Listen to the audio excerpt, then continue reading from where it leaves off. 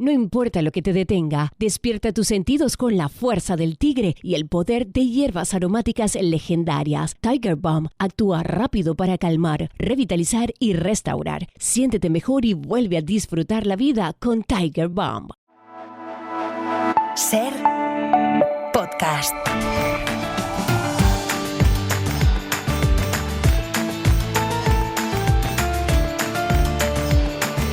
En la cadena Ser, La Ventana, con Carlas Francino. Qué difícil cantarle a tierra madre que nos aguanta y nos vio crecer, y a los padres de tus padres y a tus hijos, los que vendrán después. Si la miras como a tu mamá, quizás nos cambie la mirada y actuemos como el que defiende a los suyos y a los que vienen con él. La raíz de mis pies yo sentí, levanté la mano y vi que todo va unido, que todo es un ciclo, la tierra, el cielo y de nuevo aquí. Como el agua del mar a las nubes va, llueve el agua y vuelta a empezar. Oye, grite, grite, no lo ves, va muriendo lentamente, mamá tierra, mother earth.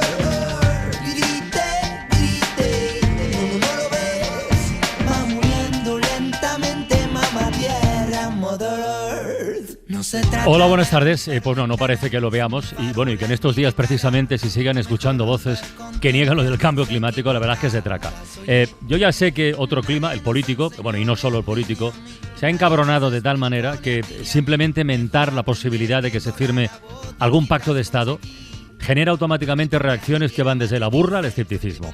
Lo que se dice confianza en que pudiera hacerse realidad algo así, pues más bien poca, ¿no? Vamos a hacer la prueba. Marta Delgado, buenas tardes. Hola, ¿qué tal? Isaías Lafuente, buenas tardes. Buenas tardes. Luz Sánchez Mellado, compañera del País, bienvenida. Buenas tardes. ¿En qué pensáis que sería posible hoy un pacto de Estado?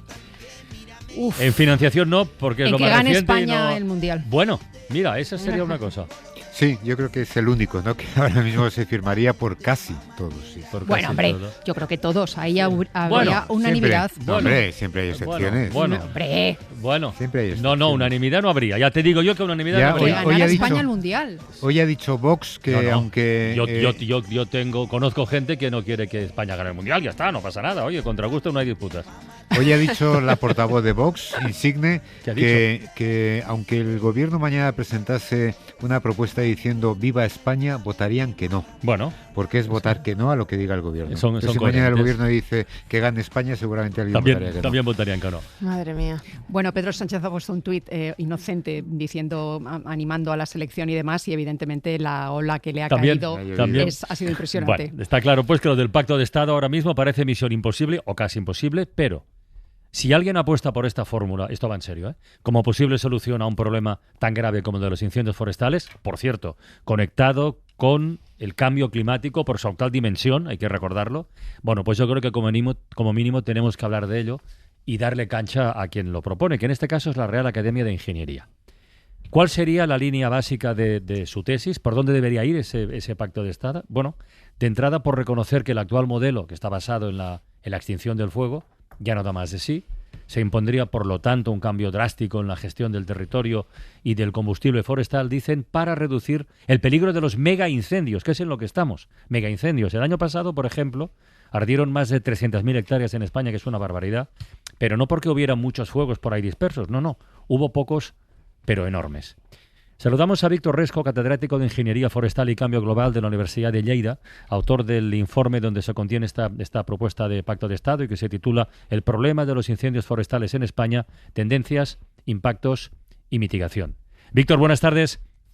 Hola, buenas tardes. Este informe, y a mí me parece lo más relevante, constata, además con datos, un giro de tendencia desde el año 2019, y es eso que comentaba, ¿no? Que aumenta significativamente el número de hectáreas calcinadas, pero se reduce el número total de incendios. Y estamos en lo del megaincendio. ¿Qué condiciones tiene que cumplir un fuego para formar parte de esa categoría del mega, Víctor? Bueno, un mega incendio nosotros lo definimos como aquel incendio pues que tiene un comportamiento extremo y que adquiere unas dimensiones pues también descomunales, ¿no? Sobre todo los que están más allá de 10.000 hectáreas. Cuando hablamos de estos incendios, de estos mega incendios o incendios extremos, pues en muchas ocasiones nos referimos a aquellos incendios que queman más allá de la capacidad de extinción. Es decir, que no es una cuestión de medios, no es cuestión de que mandemos a la UME o a toda la flota de la OTAN, ¿no? Que ahora está reunida, sí, que la mandemos allí a los incendios. No podrían hacer nada, bueno, primero porque crearían atascos con tantos aviones y segundo porque el fuego se está quemando con tanta intensidad que es que el agua muchas veces hasta se evapora antes de llegar a las llamas, ¿no? Cuando hablamos de incendios fuera de capacidad, son incendios que queman con más de 10.000 kilovatios metro. ¿Esto qué quiere decir? Pues si pensamos en un radiador de esto como el que podemos tener en el cuarto de baño, donde sea, eso vendrían a ser 2 kilovatios, ¿de acuerdo? Cuando hablamos de incendios fuera de capacidad, es como si tuviéramos 5.000 radiadores en un metro lineal de frente. Claro, luego eso hay que multiplicarlo por tantos metros como tengamos. Pero es que en ocasiones los peores incendios pueden llegar a 150.000 kilovatios metro, ¿de acuerdo? Como si tuviéramos 75.000 radiadores por un metro, ¿de acuerdo? Entonces, claro, estamos hablando de incendios, en fin, de una magnitud descomunal, ¿no? Nosotros hemos calculado, por ejemplo, que cuando un incendio quema unas 2.700 hectáreas, la energía que eso libera, y eso lo calculamos pues con los datos del satélite del Meteosat, es equivalente a la de Little Boy, la bomba atómica de Hiroshima. Evidentemente sin la radioactividad, ¿no? Pero cuando un incendio ha quemado 2.700 hectáreas, pues esa es la cantidad de energía de la que estamos hablando. Que son pocas hectáreas para lo que se estila en los últimos años, ¿no? Dice 2.000 hectáreas y dice, bueno, ni tan mal. Bueno, claro, cada vez estamos entrando en esta paradoja de la ignición, ¿no? Digamos que cada vez hay menos incendios, pero a pesar de eso, pues los incendios queman con más intensidad y se están haciendo cada vez mayores, ¿no? No habíamos visto incendios de más de 10.000 hectáreas en Galicia hasta el 2022. En 2022 vimos un par y el año pasado pues también vimos uno de más de 30.000. Entonces, bueno, sí, estamos entrando en esta era de los incendios que ya no se pueden apagar, claro. ¿Y qué pasó en 2019 para ese cambio de tendencia que se ve tan, digamos, gráficamente y con resultados en la mano? ¿Qué pasó? Bueno, pues pasó un fenómeno que está descrito en la literatura de California, en la literatura científica de California desde los 80 y en la europea desde los 90. Es decir, es un fenómeno que ya se sabía que iba a ocurrir, pero hicimos caso omiso de las advertencias científicas y de la ingeniería, como pasa muchas veces, y es el hecho de que cuando lo fiamos todo a la extinción, cuando aumentamos mucho la inversión en mangueras, en aviones, en todo lo que son medios para apagar los incendios, eso crea un espejismo. ¿Por qué? Pues porque a corto plazo, evidentemente, hay más medios, por tanto, la superficie quemada baja. Y eso ha hecho que la superficie haya ido en descenso desde los años 80, años 90. En el año 94 tuvimos el récord de área quemada, casi medio millón de hectáreas, y bueno, desde entonces pues había ido bajado hasta el año 2018, en que tuvimos pues menos de 20.000 hectáreas, ¿no?, quemadas. Y eso es pues precisamente por ese aumento en la inversión. Pero ¿qué pasa? Que como invertimos mucho en aviones, invertimos poco en gestión del territorio. Ya. Y eso quiere decir que el combustible se iba acumulando, y ahora pues ha llegado un punto en el cual, a pesar de todos esos aumentos en la inversión, a pesar de todas esas mejoras en la estrategia y en las tácticas de los incendios, a pesar de todas las mejoras en la educación, pues nos encontramos con que ya no podemos dar de frente con estos incendios porque no hemos abordado la causa estructural. Ya. No hemos abordado el combustible. Claro, el combustible. Y evidentemente esto está agravado, ¿no?, como decías, Carles, antes por el cambio climático. De eso no hay ninguna duda, ¿no? Pero la herramienta con la que nosotros podemos trabajar, que podemos empezar a reducir el peligro, el riesgo de incendios forestales de hoy para mañana, es pues precisamente esa gestión del territorio, esa gestión del combustible. Entonces, Víctor, ¿en qué consistiría este pacto de Estado que proponéis? ¿Cuáles serían sus bases? Bueno, nosotros proponemos un pacto de Estado también acompañado pues de una financiación, claro, y que se vaya a realizar, ¿no? Y bueno, pues es un eje de Estado que pivota en torno a distintos ejes, como por ejemplo, pues mejorar sistemas como la alerta anticipada. Entonces, para no liar demasiado al oyente, lo vamos a resumir en dos medidas que creo que son claves para que nos entienda todo el mundo. La primera es aumentar la protección de las personas, de los pueblos, de las organizaciones, de todas esas gentes que están viviendo, que están veraneando cerca del bosque, ¿no? que se encuentran en esta zona de transición entre lo urbano y lo forestal, porque tenemos que recordar que desgraciadamente pues mueren más personas, ¿no? por incendios forestales que por ataques terroristas. También podemos que recordar lo que pasó en enero del año pasado en Los Ángeles, ¿verdad? Con todas esas llamas. Evidentemente aquí no va a pasar algo como lo de Los Ángeles, ¿no? Pero sí que nos hemos encontrado pues muchos incendios que han calcinado pueblos, ¿no? Pues esa es la primera cuestión. La primera cuestión es que cuando un ciudadano compra una casa, alquila un sitio, está adquiriendo, lo sepa o no, está adquiriendo un riesgo. En muchas ocasiones no lo sabe. ¿Por qué? Pues porque tenemos, por ejemplo, mapas de zonas inundables, que pueden ser mejores o peores, pero no tenemos mapas de zonas inflamables. Los ciudadanos no saben si van a veranear en una ratonera o no. Eso es algo que deberíamos solucionar. Aportar más información al ciudadano. El otro día, Víctor, estuve con una persona, no voy a decir su nombre, es un personaje muy conocido, si diera el nombre, en fin, no sé qué, que el día antes se había vendido una casa con 2 hectáreas de terreno, con una vista al Garraf impresionante y con unas instalaciones acongojantes, y se la acababa de vender por miedo al fuego. Por miedo al fuego. Sí, y esa persona no es consciente, la persona que se lo ha comprado, quiero decir, no es consciente de que ha adquirido ese riesgo, ¿no? Entonces, ese es un aspecto que tenemos que mejorar. La protección, y esto es algo por todas partes, ¿no? Tenemos que informar a los ciudadanos tienen que ser conscientes de su responsabilidad y tomar las medidas de autoprotección, los ayuntamientos, el gobierno regional, central, todos tienen que desarrollar pues, los planes para proteger a los ciudadanos. Y la segunda medida clave pues, sería la inversión en torno a los 3.000 millones de euros para gestionar 1 millón de hectáreas anualmente. En los países que han logrado doblegar, sí, los países de forma paulatina, ¿no? A lo largo de distintos años, porque no se puede, de la noche a la mañana no vas a poder ejecutar ese plan, ¿no? Pero sí que deberíamos intentar gestionar este 1 millón de hectáreas a gran escala de territorio, porque esto es lo que nos indican los estudios. Los países que han logrado doblegar el fuego, lo que han hecho ha sido gestionar como mínimo un 5% de la superficie forestal. Es decir, reduciendo el combustible en por lo menos el 5% de la superficie forestal. Esto en realidad es más de 1 millón de hectáreas. Pero bueno, empecemos con el 1 millón de hectáreas en el caso español. Víctor, yo soy de letras, pero si invertimos 3.000 millones en estos nuevos planes, en este cambio de paradigma, ¿cuántos millones nos ahorramos en extinción? ¿Hay algún baremo? 4 veces. Sí, 4. Vale.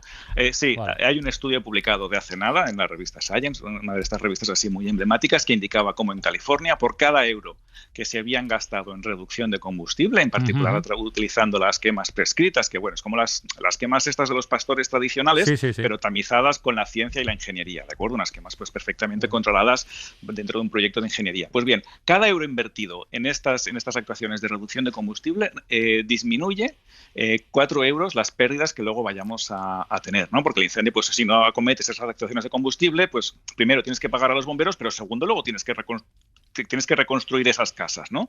Entonces, esta gestión del combustible realmente es rentable, porque nos estamos ahorrando 3 euros, ¿no? Por cada euro que nos gastamos nos evitamos perder 4. Pero es que además, la inversión que nosotros hacemos en gestión del combustible no es una inversión a fondo perdido. Quiero decir que pues si podemos obtener leñas, podemos obtener pues productos para la construcción, podemos pues obtener carne de gran calidad a través de la ganadería extensiva, con lo cual cuando estos 3.000 millones que estamos hablando es como el dinero que haría falta, pero eso no quiere decir que tenga que salir todo de las arcas del Estado, sino que bueno, pues en fin, que podemos también generar una economía, una bioeconomía, un desarrollo rural que fomente pues precisamente el aprovechamiento sostenible de los montes, el darle una rentabilidad, pero también la preservación de la naturaleza, Víctor, ¿no? Los espacios ecológicos que tanto valor tienen, sí.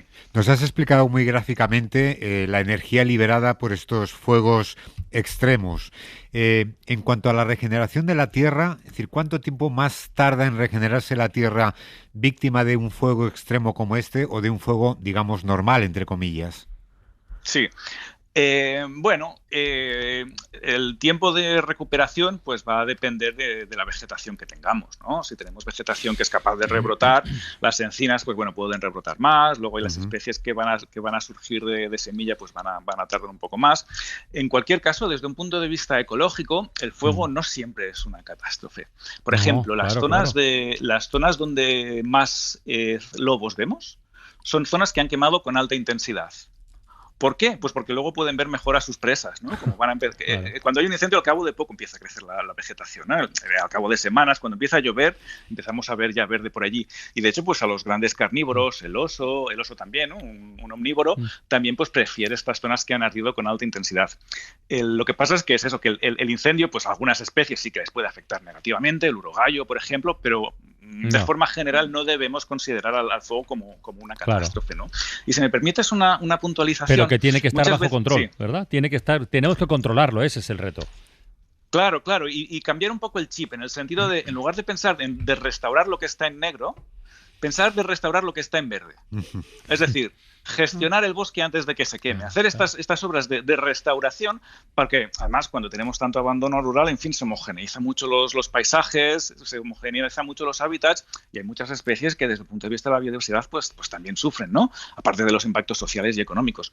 Con lo cual, creo que debemos cambiar el chip, en lugar de pensar de restaurar lo que está negro, restaurar lo que está en verde. Y lo que está en negro podemos verlo como un cementerio, pero también deberíamos verlo como una guardería. Como una guardería. Como una guardería, claro, porque al cabo de muy poco tiempo, sí, bueno, más o menos, porque al cabo de muy poco tiempo vamos a ver que hay verde, que aquello se recupera. Las águilas, por ejemplo, la águila perdicera les encantan los espacios abiertos, o sea, de verdad que para muchas especies de fauna el incendio no es ninguna calamidad. Mira, déjame introducir en la conversación, ya sabíamos que este verano iba a ser complicado y ha empezado muy pronto y lo está siendo. Ha habido ya incendios en la Comunidad Valenciana, en Aragón, en Andalucía, pero estos últimos días, sobre todo Cataluña, está sufriendo un fenómeno muy complicado, que es el de los incendios simultáneos, que están obligando a confinar a miles de personas, que han arrasado ya miles de hectáreas también. Nuestro compañero de Radio Barcelona, Martí Oliver, ha estado toda la mañana en el Centro de Coordinación de los Bombers en Cerdanyola. Martí, buenas tardes. ¿Qué tal? Buenas tardes. Dibújanos un poco el panorama cómo está ahora, cuántos incendios siguen activos, cuántos controlados, estabilizados, que yo ya me pierdo un poco con todo esto. A ver, ahora mismo estamos como parece el carrusel deportivo, porque van saliendo como pequeños focos que no sabemos si se van haciendo grandes. Esta mañana preocupaba porque había 3 incendios que eran como grandes, ¿no? Había, por un lado, el incendio de las Gavarras, que en los últimos días ha sido el más conocido, ¿no? Que está estabilizado, pero no controlado, y por tanto en cualquier momento puede volver a revivir. Y el problema de las Gavarras es que es un macizo con 30.000 hectáreas de terreno. Es decir, que si se les va de las manos, pues la catástrofe puede ser considerable. Y luego teníamos 2 incendios en la provincia de Barcelona, uno en el Vallès, que es el que sigue activo a esta hora, en Sentmenat, que obligó a confinar a 7.000 personas, y otro que también estaba en la Noia, que era el que preocupaba también por el tema de terreno forestal, que se ha podido estabilizar esta mañana. Por lo tanto, sí que llevamos unos días con muchos frentes abiertos. El fuego principal ha sido en las Gavarras, pero estas últimas horas incluso la consellera Núria Parlon de la Generalitat ha pedido la intervención de la UME, porque como teníamos tantos incendios a la vez, eran simultáneos y por lo tanto los bomberos no pueden llegar a todos. Nos lo contaba así el jefe de los bomberos en Cataluña, David Borrell. Evitar el col·lapse operatiu, protegir les persones i, a més, doncs, evitar que cap nou incendi se'ns faci gran. El nombre d'efectius... Eran las recomendaciones que hacía David Borrell, porque si un incendio se te hace grande, aunque los otros no lo sean tanto, pues tienen que centralizarlo todo mucho más. Por esto esta mañana yo he estado en el Centro de Coordinación de los Bombers en Cerdanyola. Esto no es habitual, normalmente pues se pone un comando pues en la zona donde está el incendio, pero han decidido como centralizarlo todo para tener una vista más periférica y también repartir mejor todos los terrenos. Muchas gracias, Martí. A vosotros. Víctor, con este panorama, y otros más preocupantes, lo de que hayamos presentado aquí nosotros, porque estamos convencidos de ello, la hipótesis de un pacto de Estado como una misión casi imposible, ¿cómo te deja el cuerpo, sinceramente? Bueno, sí, yo creo que el pacto de Estado es una misión casi imposible, ¿no? Desgraciadamente en este país, pero es que tampoco veo otra alternativa, en el sentido de que se necesita generosidad por parte del gobierno que vaya a cometer estas medidas, porque por un lado explicar a la ciudadanía que tienes que desbrozar, que tienes que cortar árboles, que tienes que hacer estas quemas prescritas no es fácil, ¿no? No es fácil que la ciudadanía entienda que cortar un árbol pues puede ayudar a no solamente la prevención de los incendios, sino también a generar biodiversidad, tener más agua. Y entonces se requiere esa valentía, pero también se requiere la generosidad de que el gobierno que vaya a cosechar esos frutos, de empezar a gestionar el combustible, no va a ser el gobierno actual, sino que será el gobierno siguiente, ¿no? Sí. Con lo cual realmente es la única alternativa, y recordemos que el fuego quema las casas que son de derechas, las casas que son de izquierdas y independientemente de la ideología, ¿no? En los humos anualmente pues matan prematuramente a 5.000 personas en California. Aquí no es tanto, pero también tenemos que lamentar bastantes muertes prematuras por la inhalación de humos, con lo cual, pues bueno, no es una cuestión de derechas o de izquierdas, es una cuestión de supervivencia y de que nuestra población pues está sufriendo las consecuencias, y pues como suele pasar generalmente, la población más vulnerable también es la que más sufre, ¿no? El problema de los incendios forestales. Muy bien. Víctor Resco, catedrático de Ingeniería Forestal y Cambio Global de la Universidad de Lleida. Oye, muchísimas gracias por este ratito en la ventana, de verdad, ¿eh? Por este máster. Sí, desde luego. Bueno, en 25 minutos. Sí, muchísimas gracias, de verdad. Nada, gracias a ustedes por la oportunidad para explicar esto. Cada vez que oigo hablar a expertos como Víctor, me planteo por qué no se hacen otras comisiones de investigación, ¿no? En el Parlamento, escuchando a la gente que sabe, a la gente que ha estudiado y a la gente que hace propuestas. Después ya cada gobierno y cada Parlamento asumirá unas u otras, pero escuchar, ¿no? ¿Qué pega se le puede poner a todo lo que ha contado? Bueno, se pisan callos, obviamente. Cuando ha dicho el tema de cortar árboles, al revés, o sea, tenemos en la cabeza que cortar un árbol es malo, ¿no? También tenemos, pues eso de que compras una casa y se te avise, o vas de vacaciones, se te avise del riesgo forestal. Pues esto evidentemente al sector turístico pues no le va a gustar de momento, pero claro, hay que tener las luces largas. Generosidad, como ha dicho él. Porque además esto ya es la nueva normalidad. No es algo que pase. ¿Os acordáis cuando no pasaba nada en agosto? En las redacciones. Pues ahora todos los años y ni siquiera en agosto. Bueno, incluso han cambiado las causas principales de los incendios, de los megaincendios. Es verdad que la mano del ser humano está detrás de bastantes o de muchos episodios, pero ahora son los rayos. Eso está estudiado. Es la principal causa de inicio de los megaincendios. Y el combustible clave no son los pinos ni los eucaliptos en Galicia. No. Es el matorral y la vegetación que no está gestionada y que por lo tanto crece sin control y que se convierte en combustible. O sea, todo eso hay que tenerlo en cuenta. Y por cierto, ha hecho referencia Víctor Resco a lo de las muertes por inhalación de humo, que no es una cosa directísima del momento, pero que acaba matando a un montón de gente. Bueno, de esto de las muertes que no tocan por la ola de calor, también hay que hablar. Porque estamos en días de temperaturas extremas y van circulando cifras por ahí que dices, ostras, ¿y esto de dónde sale? Mariola Lourida, jefe de sociedad de la cadena SER. Buenas tardes. ¿Qué tal, Mariola? Buenas tardes. ¿Qué tal? Oye, Francina? A ver, el dato que tenemos, España registra más de 1.200 más o menos muertes atribuibles al calor extremo desde el 1 de mayo hasta hoy. En lo que va de julio, 153. ¿Cómo se mide esto y por qué pasa, Mariola? Bueno, a ver, esto es interesante, Francino, porque es un sistema complejo, cómo se mide, cómo es el impacto. No es un recuento directo, ¿no?, de las muertes en España, es un modelo estadístico que hace el Instituto de Salud Carlos III, hace una monitorización de la mortalidad diaria, alias el MOMO para los periodistas, y con 3 fuentes.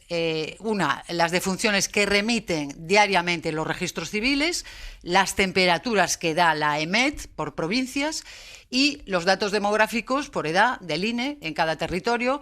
Y entonces, pues, ¿qué se hace? Se miran las muertes que comunica el registro civil cada día. Vale, se compara ese dato con la media de fallecimientos que hubo ese mismo día en los últimos 10 años. Y entonces, si hay exceso de mortalidad, los expertos lo atribuyen al calor porque cruzan los datos con la temperatura en cada provincia. Y es el sistema MOMO que, no sé si recordarás, Francino, que se utilizó durante la pandemia. Sí, es verdad. Sí, sabíamos cada día cuántas muertes de más había, el exceso de mortalidad que había cada día a causa de la COVID.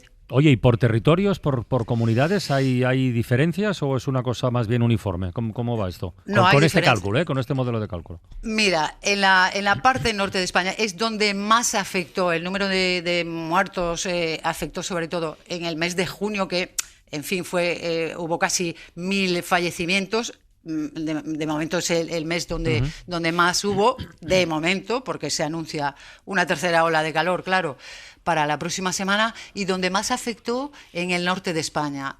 ¿Por qué? porque es donde están menos habituados, ¿no? Menos acostumbrados y preparados para el calor. En las casas, yo soy gallega, pues no hay aire acondicionado, vamos, no lo había ni en los coches. Hablamos de Galicia, de Asturias, del País Vasco. Estas 3 comunidades, en estas 3 se concentró el 80% de los fallecimientos. Y es importante, Francino, aclarar que no estamos hablando de golpes de calor. No, Exacto, claro. No. La mayoría de estas víctimas mortales por el calor pues son gente mayor, a partir de 70, 80 años, personas que ya están enfermas, con patologías, dificultades respiratorias, cardiovasculares, en fin, que el cuerpo no les resiste y se les descompensa. Sí, me acuerdo la semana pasada cuando, la ola de calor en Francia, las temperaturas altísimas en París, ¿os acordáis de aquellos balcones de los edificios típicos de los distritos elegantes de París, que los cubrían con mantas térmicas y con papel de aluminio, ¿no? A falta de cortinas, ¿no? Y realmente ahí se hablaba también de un exceso de mortalidad terrorífica y además que se habían encontrado gente fallecida en casa. Es que, claro, una vez que estás sola, una vez que estás dentro de casa, sin aire acondicionado, sin el piso, digamos, en condiciones y demás, los ancianos no tienen sed. Eso también se insiste mucho por parte de los médicos, que no tienen sensación a lo mejor de sed y acaban deshidratados porque no tienen la necesidad de beber agua, pero eso incide en su organismo, ¿no? Y no hay más que salir a la calle. La calle está desierta y las personas enclaustradas en casa durante todo el día solamente pueden salir por la noche, y eso, añadido a que mucha gente está de vacaciones, pues también nos pinta un panorama urbano que muchas veces el verano estamos deseando de que llegue. Hablamos de la ola de calor así muy alegremente, forma parte ya del lenguaje de los informativos y tal, pero se convierte además en una derivada también de estado de ánimo y psicológica. Y es curioso porque hablamos de la ola de calor. Parece una perogrullada, pero hablamos en verano. Pero cuando en octubre, en noviembre, hemos tenido meses que prácticamente hemos ido a cuerpo, es la otra cara de la misma moneda, ¿no? De que esto está cambiando. Y no sabemos hasta dónde. Totalmente. Claro. ¿Y quién está pensando en adaptarnos? ¿Hay alguien? Hola. ¿Hay alguien? Hola, en cambiar las ciudades. Empezando, cambiar, los edificios, los colegios, todos. Exacto, esto va a seguir y porque hasta mediados de siglo es posible que alcancemos en algunas ciudades los 50 grados. ¿Quién va a vivir? Sí, vamos a seguir con el asfalto, sin árboles. El ministro de Trabajo francés anunció una visita a España, o por lo menos el deseo de hacerla, para que, aprender de cómo sobrevivimos y cómo podemos trabajar a 40 grados. Pero yo creo que estamos para pocas lecciones. De momento, en el día a día, intentar aplicar lo que es simple sentido común. Por ejemplo, no sé, con tanto calor, trabajar en la calle. Nada más que mucha agua y ya estoy con paciencia. No te queda otra. Pues bueno, intentar ir por la sombra todo el rato. Y los esfuerzos, pues no hacer tantos esfuerzos, un poquito para no acalorarse mucho y ya está, y poco más. Son cosas muy básicas, son cosas muy básicas, pero está bien recordarlas. Está bien que las empresas también tengan en la cabeza lo de cambiar horarios. El turno de la tarde está de 2 a 9 y los días de alerta pues salen a las 5.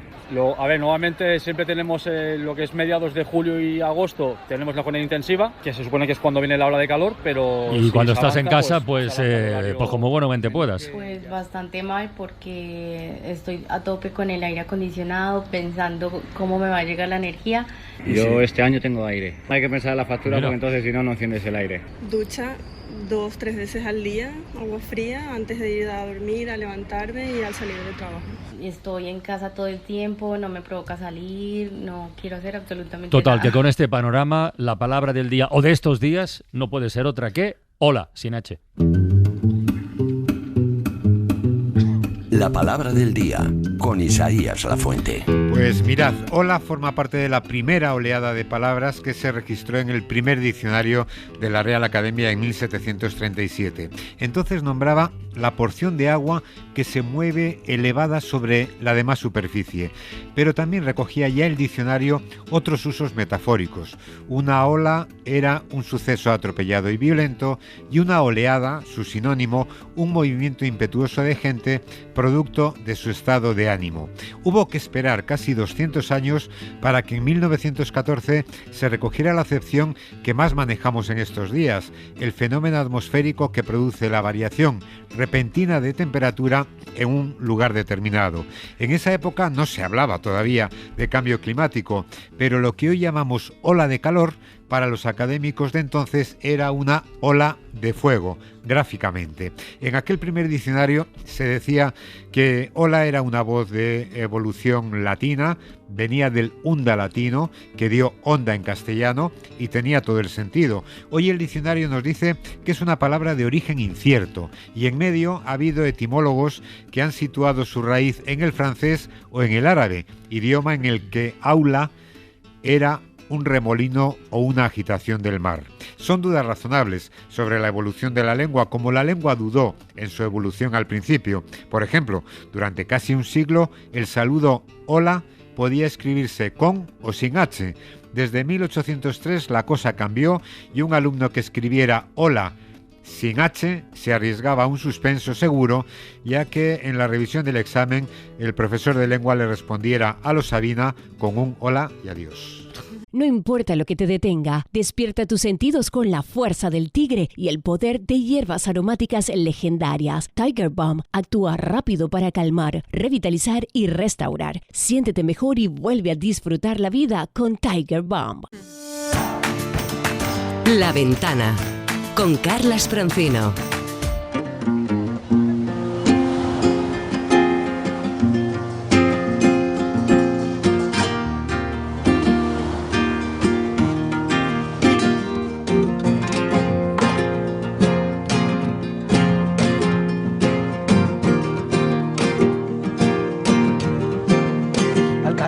Que va y viene, al carróbico que va y viene, al carróbico viene y va, que va, que va, al carróbico viene y va, que va, que va, al carróbico que va y viene, al carróbico que va y viene, al carróbico viene y va, que va, que va, al carróbico viene y va, que va, que va, con lo agustito que tú estabas, que tenías tu barranco, tus tortugas, tus peces, tu viejo manco, ay, ay, ay, qué rico.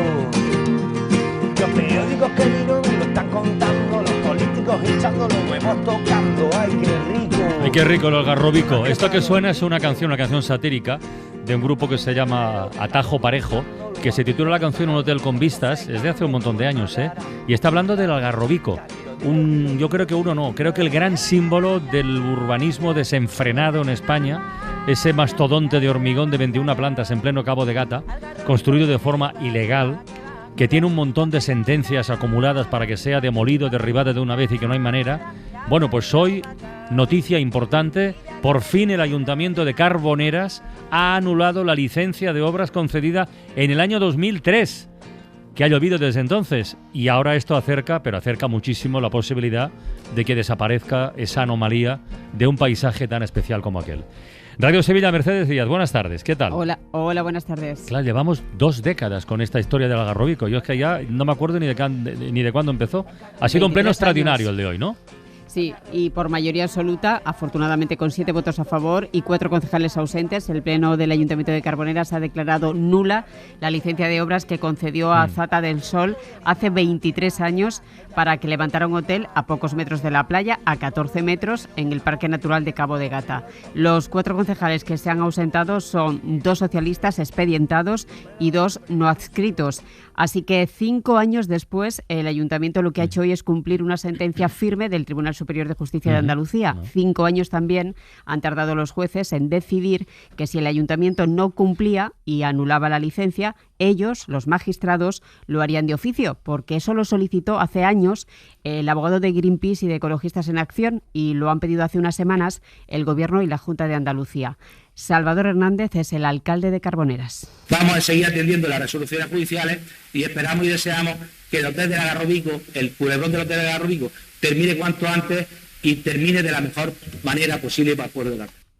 La votación ha prosperado con el respaldo del equipo de gobierno que está formado por Ciudadanos y por el PP, y también con el respaldo de 2 concejales del Grupo Municipal Socialista. Ahora, aunque Azata recurra la anulación de la licencia de obras al Juzgado Contencioso de Almería que corresponda o al TSJ después, esos recursos no son suspensivos, así que el acuerdo es firme, ya el hotel carece de licencia de obras y el Ayuntamiento ya puede demoler, está obligado de hecho a demoler. La Junta y el Gobierno, que firmaron un acuerdo para eso, a bombo y platillo, pues nada, ya lo pueden tirar abajo. Pero los plazos, Mercedes, porque has dicho que han tardado 5 años los jueces en decidir lo que han decidido. No, ha tardado el ayuntamiento 5 años en cumplir una sentencia firme del TSJ. Y los jueces han tardado 5 años en... No, los mismos 5. Los mismos, vale. En decirle al ayuntamiento, oiga, que si usted no cumple, yo de oficio voy a declarar esa licencia nula. Eso lo pidió Ecologistas en Acción y Greenpeace al TSJ. Pero la promotora va a presentar recurso ahora, supongo, ¿no? Probablemente, todavía no lo sabemos, pero como esos recursos no paralizan nada, puede recurrir, pero no se paraliza la anulación de la licencia de obras, con lo cual el hotel se puede demoler. ¿Y quién paga la demolición? Bueno, pues la demolición la tendrán que pagar entre la Junta y el Gobierno, como acordaron. O sea que Junta y Gobierno dijeron que iban a pagar la demolición, o sea que se puede tirar abajo. La pagan los andaluces.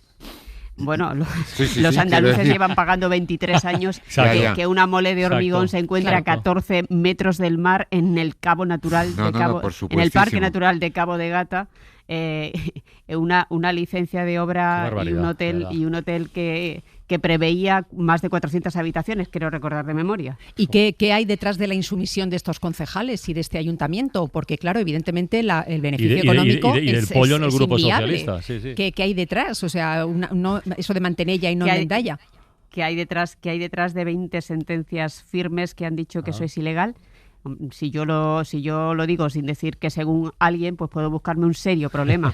Pero lo que hay desde luego, es lo que parece, ¿no? Claro. Desidia de todo el mundo y lo que parece, porque incluso yo me atrevo a decir que incluso los tribunales deberían haber sido algo más duros con el Ayuntamiento de Carboneras, porque, entre otras cosas, el Ayuntamiento, por ejemplo, no cumplió esa sentencia que le obligaba a modificar el PGO para decir que los suelos donde estaba el Algarrobico eran suelos no urbanizables. Es que ya han pasado tantas cosas. Claro, pero es que lo fundamental, Mercedes, es esto, es decir, que anular una licencia de obras con 23 años de retraso tendría que haber sido distinto, es decir, no haber permitido construir ni una sola planta de ese hotel sin una licencia de obras que se ajustase a derecho, ¿no? Pero es que la licencia de obras que se concede en el año 2003, que la concede un ayuntamiento socialista, bueno, pues en teoría era una licencia legal, ¿no? Lo que pasa es que no era así, o sea, los concejales disfrazan aquello de licencia de obras porque se podía hacer una obra que iba a ser legal. La obra la consiguen paralizar los ecologistas 2 años después. Esa obra está paralizada desde el año 2005 y desde entonces... Bueno, la importancia de las organizaciones sociales para proteger el ecosistema, el medio ambiente. Aquí en Altri, en Galicia, en un montón de lugares en España. En Altri han presentado recurso también, a ver cómo termina la historia, pero de momento sí se puede. Pues nada, Mercedes Díaz, compañera de Radio Sevilla. Nos vemos el viernes, por cierto. Supongo que nos veremos. Claro. Que abrimos la Buenas ventana. Tardes. Venga, un abrazo muy grande. Luego. Chao. La Ventana con Carlas Francino. Y con Marta del Vado, y con Isaías Lafuente, y con Luz Sánchez Mellado, y con Iñaki de la Torre, al que incorporamos hoy a la ventana. Iñaki, buenas tardes. Buenas tardes. Que es una voz ya veterana, conocida de la radio, y en esa calidad de veterana y conocida, la voz va a ponerse al frente de la ventana el mes de agosto. ¡Uy, qué emoción! Cosa que ya solté en algún momento por ahí, ¿estás ya preparadito y esas cosas? Sí, estoy preparado. Primero me estoy bajando el subidón de emoción que me dio cuando me lo dijisteis, y ahora preparando, claro que sí, con la ayuda de Marta del Vado, que me está ayudando mucho, que es mi profesora. Cuando digo veteranía, ¿cuántos años tienes tú, Iñaki? Yo tengo 53. Llevo 20 en la SER. En marzo hice 20 de la primera vez que me acerqué a un micrófono y la verdad que, fíjate, qué sorpresas tiene uno después de tantos años. ¿Quieres que hablemos de gente con edad? Hombre, claro, siempre. ¿Sabes cuántos años cumple hoy Ringo Starr? ¿Cuántos? 86.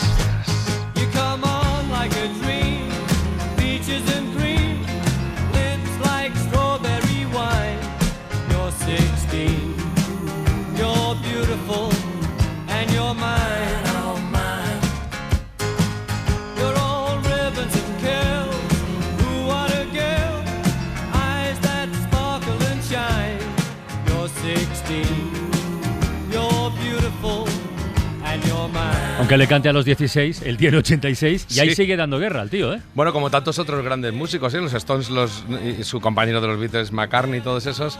Pero lo gracioso es que, a su vez, Ringo Starr lleva muchos años haciendo giras con otros muchos veteranos de grupos de los 70 que desaparecieron o que siguen más o menos, pero vaya, que son viejas glorias. Se llaman, el grupo cuando él lo monta se llama los All Star Band, haciendo la broma con su supuesto apellido, ¿no? Y todavía le acompaña Steve Lukather, por ejemplo. ¿Quién es o quién era? Este era el guitarrista, es todavía el guitarrista y cantante y miembro fundador de la mítica banda de rock Toto, que creo que a ti te gustan, África, ¿no? Que es un chaval de 68 años.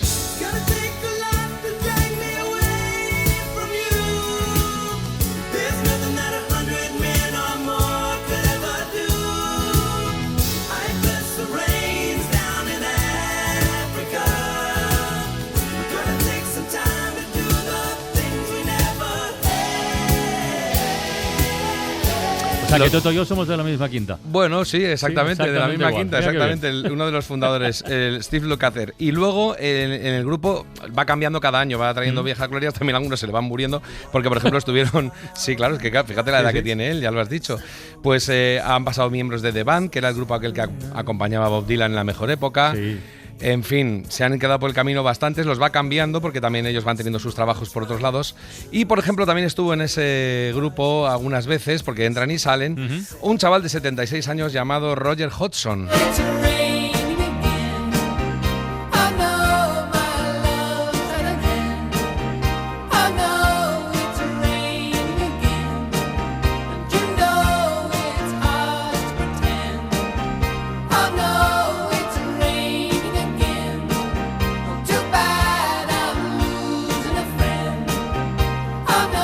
El de los Supertramp, ya lo estáis oyendo.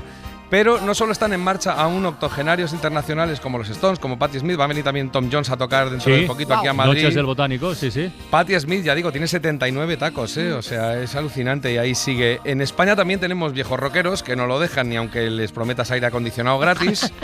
Por ejemplo, Miguel Ríos, ya le puedes prometer lo que quieras, que él no se baja, que yo creo que ahora, fíjate, con esta edad está más rockero todavía que nunca. Cuéntame cómo te ha ido, si has conocido la felicidad.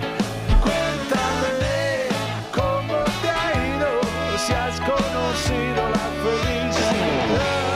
Esta es la versión que hizo con José Nortes, con ese guitarrista que también le hace de productor. Lo lleva en la gira, ¿eh? Lo lleva en la gira que está haciendo ahora. Tocó también con Coquemaya, en fin, además él produce, tiene su propio estudio y le ha convertido en lo que a mí me apetecía otra vez, que volviera a ser el rey del rock and roll español. Bueno, pues esta es la que hizo, el Cuéntame que hizo para la serie cuando iban cambiando la sintonía dependiendo de la temporada. Y mujeres también ha habido, de las que han cantado casi hasta el final. Por ejemplo, María Dolores Pradera grabó su último disco de duetos con 88 años. Hola. Tengo un amor en La Habana y el otro en Andalucía.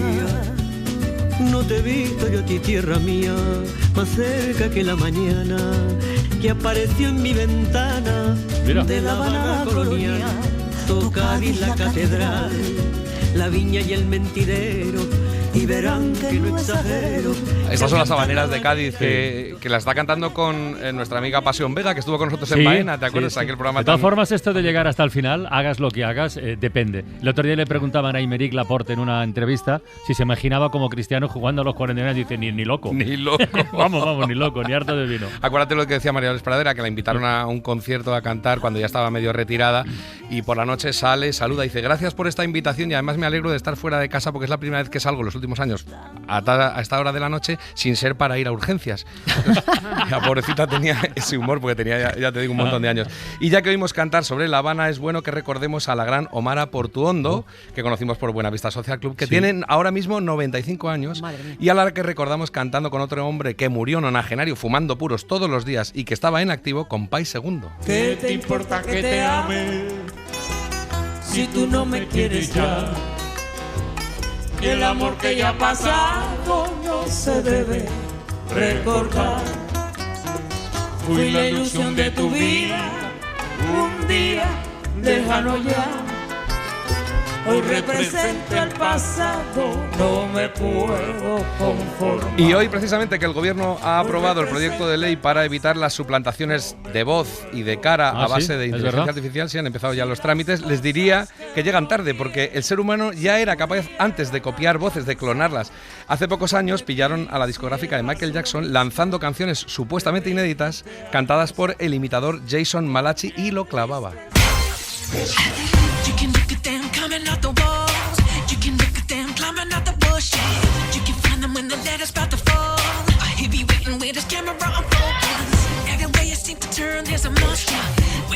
¿Qué te pasa, Luz? ¿Qué te Nada, no, que yo estoy aquí velando por mis clásicos. Que aquí en esta nomenclatura y en esta galería que has hecho de octogenarios y octogenarias estupendos y estupendas, nos falta Rafael. Hombre, claro. Que tiene 83 y además ha salido vivo de muchas tesituras y también se merece un homenaje. Pues venga, incluido en la lista.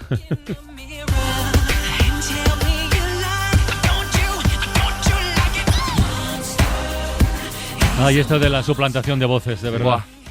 Eso... El proyecto de ley llega un poquito tarde ya, ¿eh? Un poquito, no sí. No solamente lo has documentado tú, sino que es que hay algún juguetón por ahí que ya ha utilizado la inteligencia artificial para jugar con ella, sí. Por ejemplo, con los 100 años de radio, Juan Carlos Ortega, que es juguetón donde los haya, pues imaginó cómo sería el futuro mezclando la inteligencia artificial con voces, por ejemplo, de un octogenario, como Iñaki Gabilondo, que va camino de los 84, hablando como Chiquito de la Calzada. Ese pedacho de fistro vaginal que va por la pradera, por la gloria de mi madre, y dice, no puidor, y se encuentra con un pecador de la pradera que viene de Gromenauer, y le dice, te voy a hacer una guarrerida española, comor, no puidor. Y si esto es raro, alguien se imagina a un Javier del Pino siendo fan de Manolo Escobar. ¡Oh! Manolo Escobar es la banda sonora de mi vida. ¿Cómo me gusta Manolo Escobar? Voy a cantar. Los pastores con su campanilla adoran al niño que ha nacido ya. Y como aquí cabemos todos, ¿qué queréis que os cuente? Pues también se imaginó Ortega, con la inteligencia artificial, a un Isaías Lafuente hablando muy malamente. Yo quiero decirles de que la radio me gusta mucho. El otro día yo y el Francino lleguemos a la emisora y los dos pensemos de que este medio de comunicación es el mejor donde los haiga. El Francino piensa de que la radio es bonita y yo no cabo en mí de la alegría de que me da de oírlo. Dequeísta. Esta mañana he tomado un café con alguien y ha dicho, y el otro día vino... ¡Ay! Sí, vino. Esa ha sido verdad, ¿eh? Esa no ha sido inteligencia artificial. Oye, pues para cerrar esta primera y penúltima hora de La Ventana, porque hoy cerramos La Ventana a las 6 menos cuarto, 5 menos cuarto en Canarias, Ventanita. Porque a las 6, 5 en Canarias empieza la Argentina-Egipto, que ya veremos. Hombre. ¿Con quién vamos? Yo voy con Messi siempre. Vaya. Yo quiero que el Mundial lo gane España, pero si no lo gana España, que gane Messi. Pero tengo la corazonada de que Egipto le va a complicar mucho la vida a los campeones del mundo. ¿Tú crees que le puede dar un susto? Sí. Pues mira, yo estoy con Egipto. A mí me gustaría Egipto también. Pero no por Goliat, y también porque estuve en un viaje por las pirámides y nuestro guía, Mohamed Redal, que le mando un beso, no nos estará oyendo, pero seguro bueno, que sí. O sí. Porque era un apasionado de su cultura y mira, voy con Egipto. Muy bien, pues nada.